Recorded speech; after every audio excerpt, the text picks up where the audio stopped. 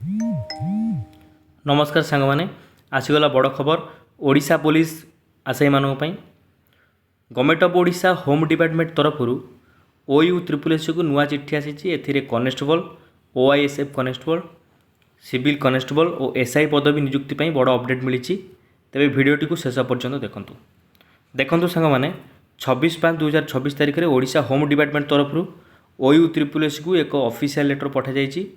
यही चिठी कहुई जे ओडिशा पुलिस किसी गुरुत्वपूर्ण पदवी रिक्रुटमेंट प्रोसेस बर्तमान OU SSS द्वारा करा वैकेंसी डिटेल्स आपको देखई दूँ। कनेस्टेबल कम्युनिकेशन 300 पोस्ट रही। OISF कनेस्टेबल 2212 पोस्ट रही। सिविल कनेस्टेबल 4219 पोस्ट रही। SI एंड इक्विवेलेंट रैंक रही आप 933 पोस्ट। बहुत बड़ रिक्रुटमेंट आसवाक जाऊँगी। आपण मैंने समस्त जानते यही रिक्रुटमेंट को OU SSS द्वारा कंडक्ट करा सब बड़ कथा आप जो SI रे पूर्व अप्लाई करते सब समस्त जो कैंडिडेट रही बर्तमान न्यू रिक्रुटमेंट जो होगी आसो SI समस्ते अप्लाई करेंगे। आप टेंशन किसी नि ना।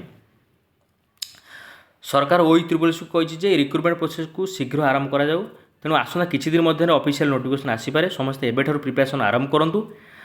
यही अपडेट भल लगी वीडियो को लाइक करंतु, शेयर करंतु और चैनल को सब्सक्राइब करंतु। आगो को एभली ओडिशा जॉब अपडेट चैनल सहित जोड़ी रुहंतु। धन्यवाद। जय जगन्नाथ।